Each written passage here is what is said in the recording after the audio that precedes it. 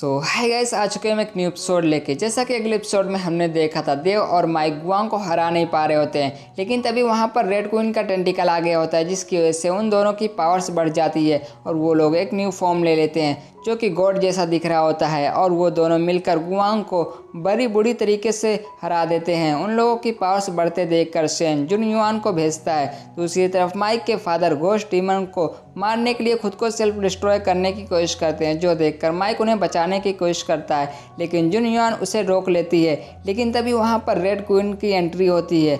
अब आगे एपिसोड के स्टार्टिंग में घोस्ट डीमन रेड क्वीन को बच्ची समझकर हल्के में ले रहा होता है। उसे क्या पता था कि वो उसके 2 टुकड़े भी कर सकती है। घोस्ट डीमन रेड क्वीन पर अटैक करने की कोशिश करता है, लेकिन रेड क्वीन अपने ऑरा से उसकी अटैक को डिस्ट्रॉय करके उसे इंजर्ड कर देती है। रेड क्वीन उन लोगों से कहती है, मैं याद हूँ या फिर तुम लोग भूल गए मुझे? उन लोगों को सब कुछ याद था, वह कैसे भूल सकते हैं कि उनकी मौत भी हो सकती थी उस फाइट में। माइक कहता है, ये रेड क्वीन है, क्या वो सच में जिंदा है? लेकिन वह एक छोटी लड़की जैसी बन गई है।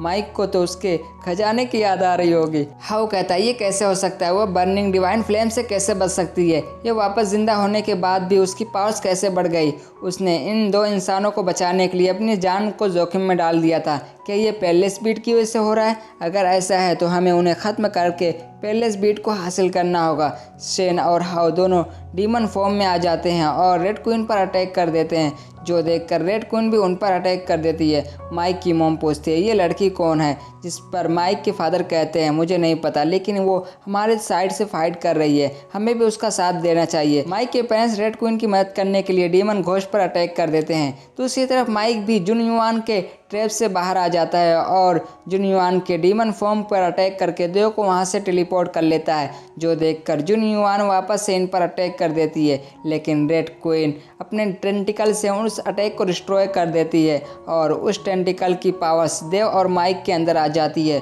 माइक जुन युआन पर फायर बॉल से अटैक कर देता है, लेकिन जुन युआन उन सभी अटैक से बच जाती है और अपने डीमन फॉर्म से अटैक कर देती है और साथ ही साथ उन पर एनर्जी से भी अटैक कर देती है। देव डीमन फॉर्म को रोक रहा होता है और माइक जुन युआन से फाइट कर रहा होता है। दोनों एक दूसरे पर अटैक कर रहे होते हैं, लेकिन तभी जुन युआन के पीछे देव आ जाता है और उस पर अटैक कर देता है। जुन युआन उस अटैक से बच जाती है और देव को पीछे करके उस पर डीमन फॉग से अटैक कर देती है, लेकिन माइक देव के सामने आकर आइस की प्रिज्म बना लेता है और हम रेड क्वीन को देखते हैं, जो कहती है, मुझे अभी भी याद है तुम लोगों ने अगली बार मेरे साथ क्या किया था, लेकिन इस बार तुम लोग मरने वाले हो। और उन दोनों पर अटैक करके उन्हें इंजर्ड कर देती है। लेकिन हाउ और शेन दोनों एक साथ हो जाते हैं और रेड क्वीन से कहते हैं, तुम्हें क्या लगता है कि तुम हम दोनों को अकेले हरा सकती हो?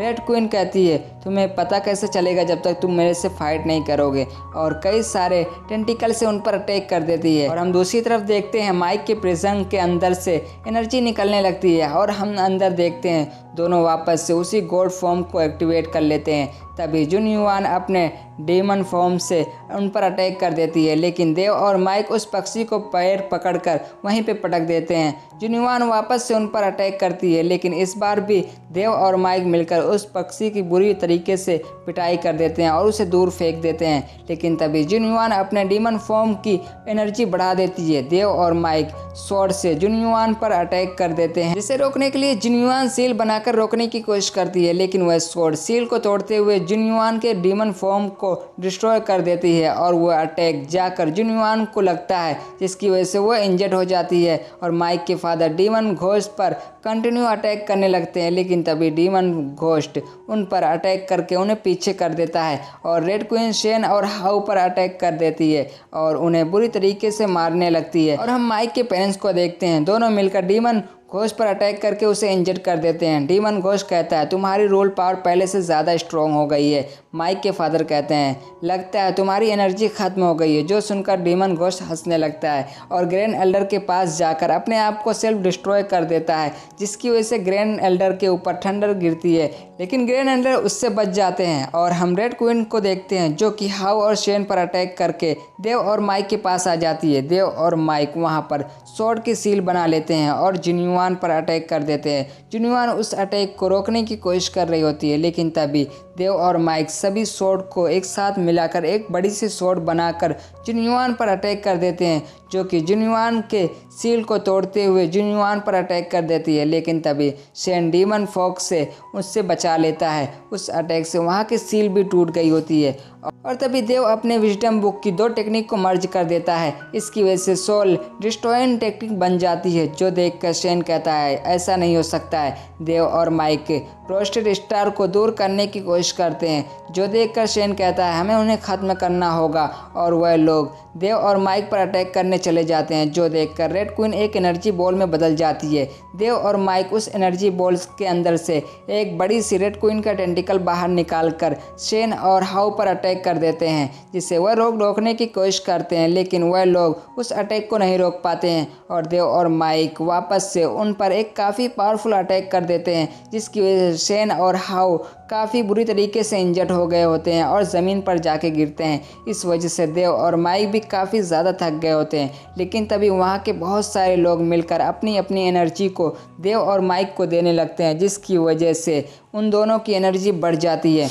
उन लोगों को 8 एलिमेंट की पावर मिल जाती है। वो 8 एलिमेंट से उस रोस्टेड स्टार को डिस्ट्रॉय करने की कोशिश करते हैं। वह रोस्टेड स्टार पीछे होने लगता है, जो देखकर शेन, हाउ और बाकी लोग काफ़ी ज़्यादा शॉक हो जाते हैं और वह अटैक डिस्ट्रॉय हो जाता है। रेड क्वीन भी बाहर आ जाती है और उन लोग से कहती है क्या हुआ, तुम लोग डर गए क्या? जो सुनकर वो लोग कहते हैं तुम लोगों ने हमें हरा दिया है, लेकिन तुम अकेली हो जो मून गॉड लेवल पे हो, इसीलिए तुम हमें नहीं रोक सकती हो। रेड क्वीन कहती है ये ब्लू डोमेन है, तुम लोग यहाँ से कभी भी बचकर नहीं भाग सकते हो। इस पर शेन कहता है हमारा डीमन डोमेन में हमारा कोई भी वजूद नहीं है, लेकिन ब्लू डोमेन के सभी लोग यहीं पे हैं। अगर तुम उनके साथ मरना नहीं चाहती हो तो तुम यहाँ से निकल जाओ। जो सुनकर देव और माइक अपनी एनर्जी को इकट्ठा करने लगते हैं, जो देखकर हाउ उनसे फाइट करने जाने लगता है, लेकिन शेन उसे रोकते हुए कहता है हम सभी 7 हेवनली डीमन यहीं पर हैं। हाउ कहता है उनमें में से हम 2 ही बचे हैं। जो सुनकर शेन कहता है हमें और भी काम करने हैं, हम यहाँ पे मर नहीं सकते। जिस पर हाउ कहता है तो क्या हम यहाँ से भाग जाएं? शेन कहता है बिल्कुल भी नहीं, हमारे पास वो अभी भी हैं। फॉग में एक और डीमन था, जिसे देखकर हाउ और शेन दोनों घुटने पर आ जाते हैं। जो देखकर माइक कहता है उन्हें अचानक क्या हो गया, वो अचानक घुटने पे क्यों आ गए, क्या वो हार मान गए? और तभी रेड क्वीन उस फॉग के अंदर देखने लगती है। जो देखकर माइक पूछता है क्या हुआ, जिस पर रेड क्वीन बताती है क्या तुम बेवकूफ़ हो, तुम्हें याद है कि कितने डीमन थे? जब वो एंसेस्टर हॉल में पहुंच जाएंगे तब क्या होगा? तभी शेन और हाउ को वो अपने पास बुला लेता है और वहाँ पर कई सारे स्टार जैसे बन जाते हैं और उस फॉग में से लास्ट डीमन बाहर आने लगता है।